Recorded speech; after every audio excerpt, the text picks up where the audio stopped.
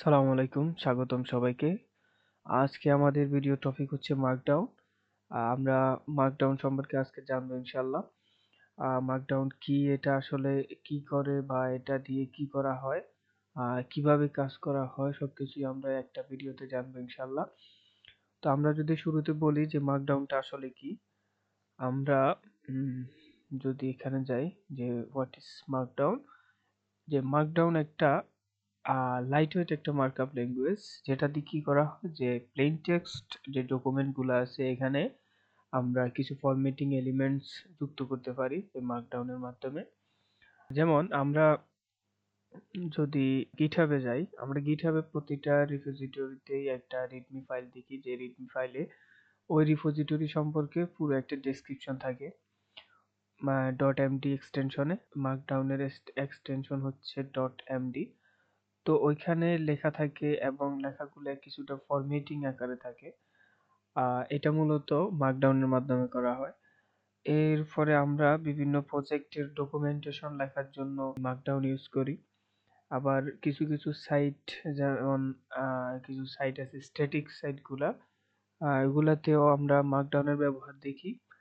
বা বিভিন্ন ফোরাম বা ব্লগ পোস্ট, যেমন আমরা যদি বিডিআইটিতে যাই, এই যে বিডিআইডিতে যতগুলো পোস্ট আছে সবগুলো পোস্ট কিন্তু মার্কডাউনের মাধ্যমেই করা। যেমন আমার একটা পোস্ট আছে এখানে মার্কডাউন সম্পর্কে, আমি এই পুরো পোস্টটা কিন্তু মার্কডাউনেই লিখেছিলাম।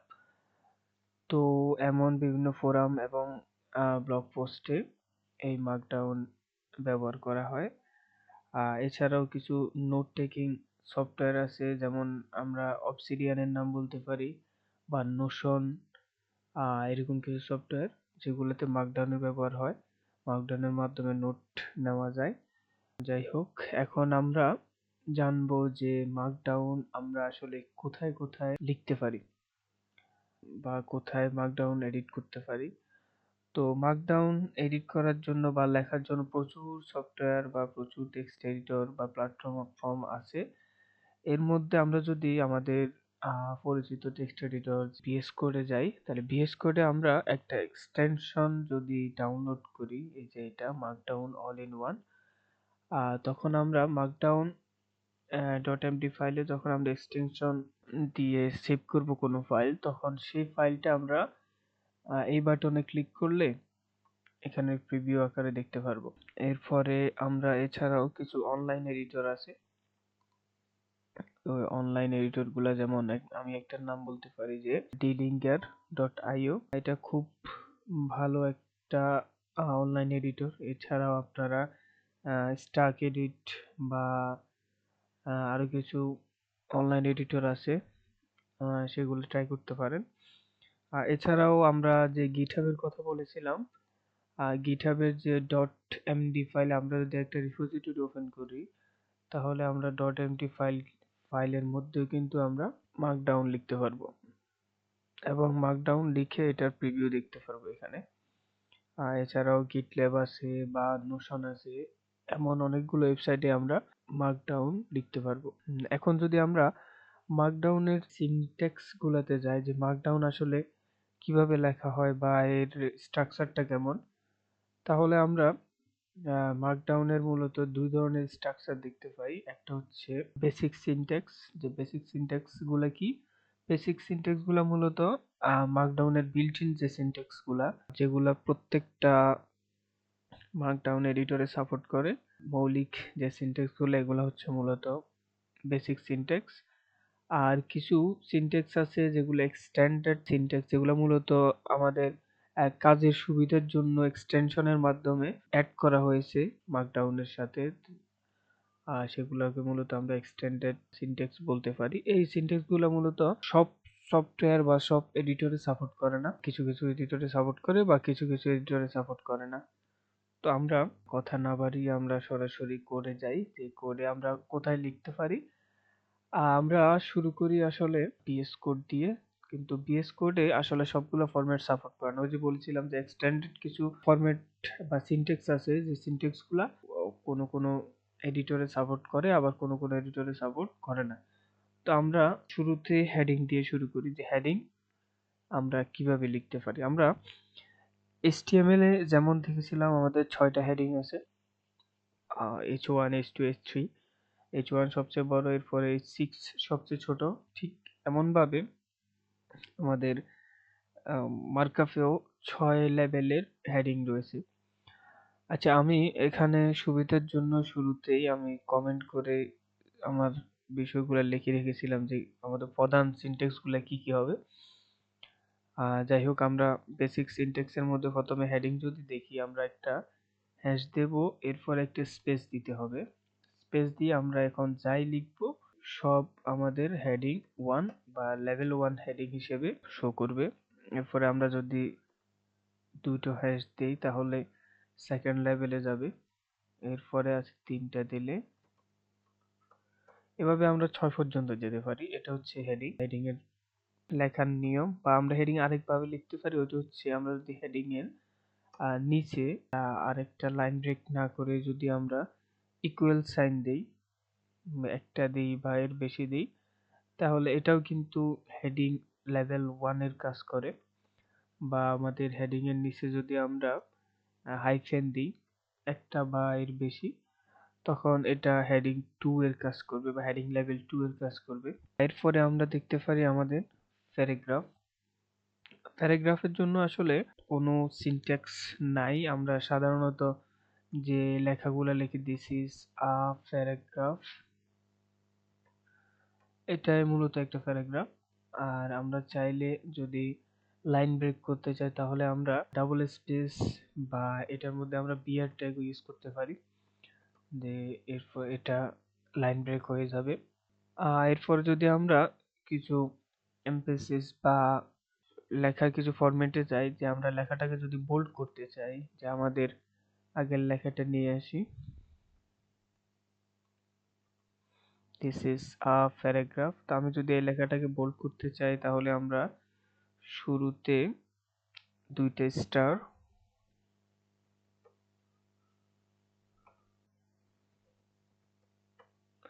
এবং শেষে 2টা স্টার দিলে এই লেখাটা বোল্ড হয়ে যাবে। বা আমরা আরেকভাবে বোল্ড করতে পারি, ওটা হচ্ছে যে শুরুতে আন্ডারস্কোর, শেষে আন্ডারস্কোর, তাহলে ওইটা বোল্ড হবে। বা আমরা যদি ইটালিক করতে চাই তাহলে একটা স্টার দিয়ে ইটালিক এবং শেষও একটা স্টার, তাহলে ইটালিক হবে। বা ওই যে বিকল্প নিয়ম যেটা দেখিয়েছিলাম, বিকল্প সিনট্যাক্স, যে প্রথমে একটা আন্ডারস্কোর এরপরে শেষে একটা আন্ডারস্কোর, তাহলে এটা ইটালিক হয়ে যাবে। আচ্ছা, এরপরে আমরা যদি যাই, যে আমাদের এরপরে আছে কি লিস্ট। আমরা কিভাবে লিস্ট লিখতে পারি? HTML এ যেভাবে আমরা লিস্ট লিখতাম, যে অর্ডার লিস্ট, আনঅর্ডার লিস্ট, এখানেও কিন্তু দুই ধরনের লিস্ট আমরা লিখতে পারি। যেমন আমরা ওয়ান একটা ডট দিয়ে যদি আমরা স্পেস দিই, তখন এটা একটা লিস্ট আইটেম হয়ে যাবে, লিস্ট ওয়ান। এরপরে আমরা এন্টার চাপ দিলে লিস্ট টু আসবে। বা আমরা চাইলে নেস্টেড লিস্টও করতে পারি, যে আমরা যদি ট্যাব দিই তাহলে লিস্ট ওয়ান, টু, এভাবে। এরপরে যদি আমরা আনঅর্ডার লিস্ট গুলা দেখি, একটা হাইফেন দিয়ে যদি আমরা স্পেস দিই তাহলে এটা একটা আনঅর্ডার লিস্টের আইটেম হবে, list item. List item two, আমরা যদি ট্যাব দিই তাহলে লিস্ট আইটেম ওয়ান দিলাম, যে এটা নেস্টেড লিস্ট হলো। বা আমরা এখানে হাইফেন না দিয়ে হাইফেনের জায়গায় আমরা স্টার বা প্লাস ইউজ করতে পারি, যে আমরা একটা প্লাস দিলাম, তাহলে এটা একটা আমাদের লিস্ট আইটেম হলো। বা আমরা এর পাশাপাশি স্টার ইউজ করতে পারি,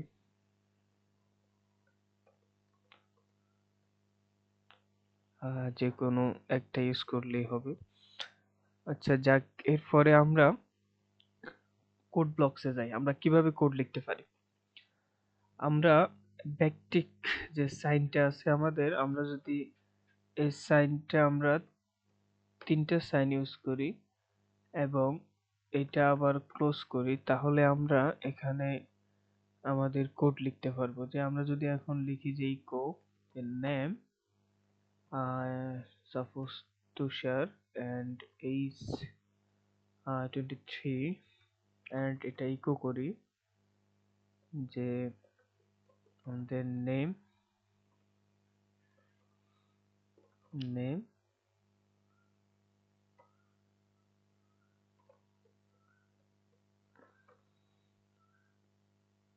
and age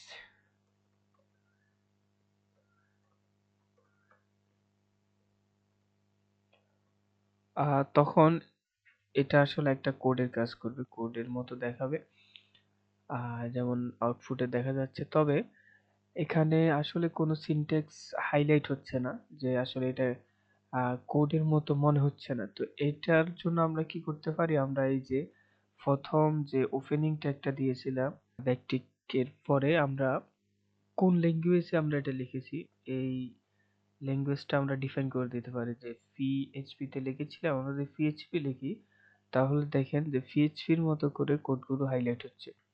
বা আমরা যদি এটা যদি আমরা আমরা লিখলাম এটা জাভাস্ক্রিপ্টে,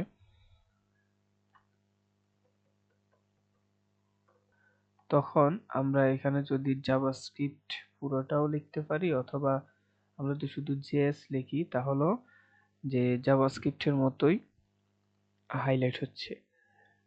বা আমরা ইনলাইন কোড ও লিখতে পারি। যেমন আমরা যদি লিখি যে দিস ইজ আ কোড, তো কোড ইনলাইন কোড লেখার জন্য আমরা একটা ব্যাকটিক এবং কোড লিখি, তাহলে এটা একটা ইনলাইন কোডের কাজ করবে। এরপরে আসে হচ্ছে আমাদের লিঙ্কস, যে আমরা কিভাবে লিঙ্কিং করতে পারি। লিঙ্কিং করার মূল যে স্ট্রাকচার এটা হচ্ছে আমরা সেকেন্ড ব্র্যাকেট দেব এবং ফার্স্ট ব্র্যাকেট।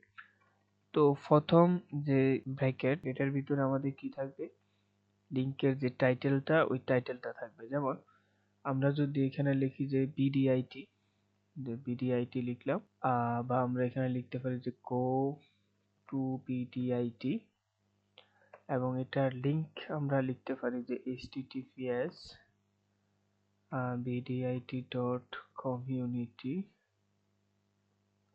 হ্যাঁ, এখন এন্টার দিই, তাহলে এটা আমাদের একটা লিংকের কাজ করবে। এছাড়াও আমরা যদি দ্রুত বা কুইকলি কোনো লিংক অ্যাড করতে চাই, তাহলে কোনো ইউআরএল অথবা কোনো ইমেইলকে যদি আমরা লিংক করতে চাই, তাহলে আমরা একটা অ্যাঙ্গেল দেব বা লেস দেন সাইন দিব। এরপরে আমরা এখানে লিখবো যে https, মানে লিংকটা দেব,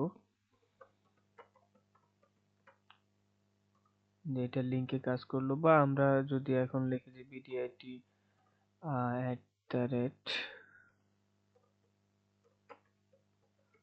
@net.com, একটা ইমেল দিলাম, তাহলে ওইটাও আমাদের লিংক হিসাবে কাজ করবে।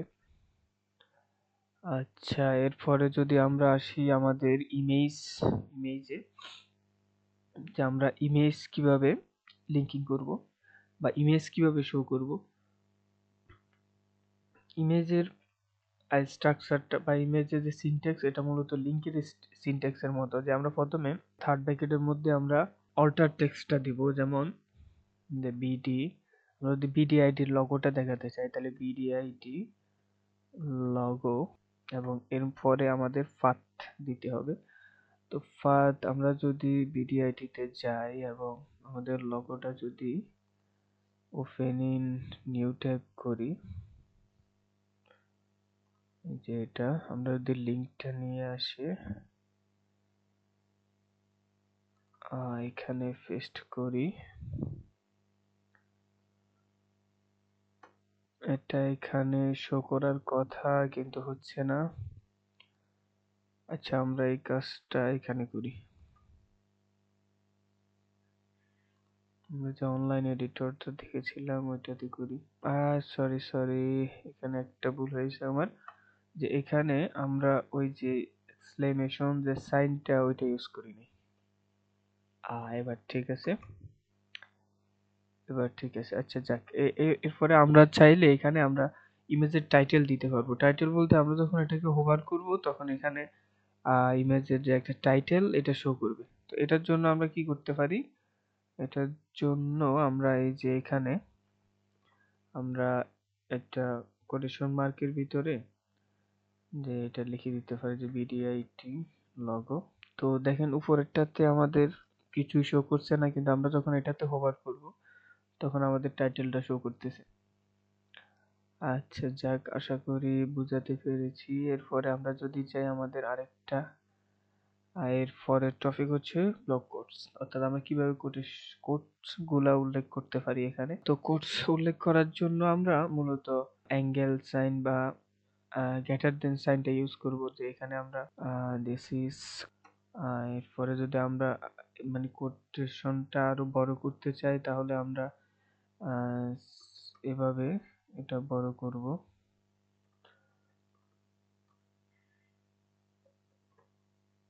আমরা ডাবল স্পেস ইউজ করেছি এই জন্য লাইন ব্রেক হয়ে গেছে। This is code. পরে আমরা যদি নেস্টেড কোড করি তাহলে আমরা এটার ভিতরে ডাবল অ্যাঙ্গেল দেব। এটা কন্টিনিউ করতে চাইলে আবার বলেছিলাম যে লাইন ব্রেক করতে হলে হয় ডাবল স্পেস অথবা বিয়ার ট্যাগ। আমরা ডাবল স্পেস দিলাম। এখানে আরেকটা কথা বলতে ভুলে গেছি, যে এটা হচ্ছে আমরা ইটালিক বা বোল্ড বা যা করেছি, আমরা যদি এখানে স্পেস দিতাম যে হেডিং এর মতো করে স্টারের পরে যদি আমরা ইটালিক লিখতাম তাহলে এই জিনিসটা কিন্তু আমাদের কাজ করতো না। এই যে এটা কিন্তু একটা লিস্ট আইটেমের মতো কাজ করতেছে। তো এই জিনিসটা খেয়াল রাখতে হবে যেন স্পেস না থাকে এখানে। আচ্ছা যাক, আমাদের আলোচনায় যাই আমরা। এরপরে আমাদের আছে হরিজন্টাল লাইন। আমরা হরিজন্টাল লাইনগুলো কিভাবে দিতে পারি, আমরা কমপক্ষে 3টা হাইফেন বা এর বেশি, এরপরে আমরা যদি এন্টার দিই তাহলে আমরা হরিজন্টাল লাইন আসার কথা। আচ্ছা এখানে আরেকটা জিনিস মাথায় রাখতে হবে, যেন এটার উপরে এবং নিচে স্পেস থাকে, লাইন ব্রেক থাকে এভাবে। এটা এখানে আসতেছে না কেন? আচ্ছা দুঃখিত, আমরা কমেন্টটা ক্লোজ করি নাই। হ্যাঁ একটা, এটা আরো দুইভাবে দিতে পারি। আমরা যদি 3টে স্টার দিই তাহলে একটা একটা হরিজন্টাল লাইন হবে, বা আমরা যদি আন্ডারস্কোর 3টা দিই তাহলে এটা একটা হরিজন্টাল লাইন হবে। আমরা যেভাবে ইচ্ছে দিতে পারি। এখানে এটা এবং হেডারের মধ্যে একটা পার্থক্য কি, যে আমরা দেখেছিলাম যে হেডিং এর পরেও আমরা কি করতাম, যে আমরা যদি 3টা বা একটা বা এর বেশি হাইফেন দিয়েছি তাহলে একটা এটা হেডিং হয়ে এর নিচে হরিজন্টাল লাইন হয়েছে বা হেডিং হয়েছে মূলত। কিন্তু আমরা যদি এটার ভিতরে একটা স্পেস রাখতাম বা একটা লাইন ব্রেক করতাম তাহলে কিন্তু এটা হেডিং আকারে দেখাতো না, এটা সাধারণ টেক্সট এবং নিচে একটা হরিজন্টাল রো এসেছে। আমাদের এর পরের টপিক হচ্ছে টেবলস। আমরা কিভাবে টেবিল তৈরি করতে পারি। টেবিল তৈরি করার জন্য আমাদের খুব সহজ একটা সিনট্যাক্স আছে, যে আমরা প্রথমে এইভাবে এই সাইনটা দেব, এরপরে এখানে লিখলাম যে নেম, এটা টেবিল হেডিং এর কাজ করবে। টেবিল হেড নেম, এরপরে আমরা রাখবো ধরুন এইজ, এরপরে আমরা এখানে কান্ট্রি দিতে পারি বা আমরা সিটি দিলাম। এরপরে হেডিংটা এখানে কিছু হাইফেন, হাইফেনের পরিমাণ আসলে নির্দিষ্ট না, আপনি যা ইচ্ছে দিতে পারেন। এরপরে এখন আমরা কলামের যে সেলগুলা এই সেলগুলা দিব। তুষার, পরে H23, সিটি কুমিল্লা, আরো কিছু নাম দিতে পারি। আচ্ছা যাই হোক, তাহলে এখানে আমরা এইভাবে টেবিল তৈরি করতে পারি। আর এখানে টেবিলের মধ্যে কিছু অ্যালাইনমেন্টের বিষয় আছে, যেমন আমাদের বাই ডিফল্ট অ্যালাইনমেন্ট গুলো আমাদের লেফটে থাকে, এটা লেফট থেকে শুরু হয়। কিন্তু আমরা যদি অ্যালাইনমেন্টটা সেন্টারে আনতে চাই তাহলে আমরা কি করব, তাহলে এই যে এখানে হাইফেনের আগে আমরা একটা কোলন বসাবো এবং শেষে আরেকটা কোলন বসাবো, তাহলে এটা সেন্টার হয়ে গেল। বা এখানে যদি বোঝা না যায় আমরা এখানে দিই, তাহলে দেখেন এটা আগে ছিল লেফটে এখন হচ্ছে সেন্টারে। বা আমরা যদি আরেকটু দেখাই তাহলে এটা কিন্তু এখন লেফট, আর এখন আমরা যদি এখানে কোলন দিই তাহলে আমাদের এটা সেন্টারে চলে আসলো। বা আমরা যদি শুরুর এটা কেটে দেই তাহলে কিন্তু আমাদের এখন রাইট অ্যালাইন হচ্ছে, অর্থাৎ শুরুতে কোলন থাকলে এটা লেফট অ্যালাইন, শেষে কোলন থাকলে এটা রাইট অ্যালাইন, আর যদি দুই পাশে কোলন দেই তাহলে এটা হচ্ছে আমাদের সেন্টার অ্যালাইন।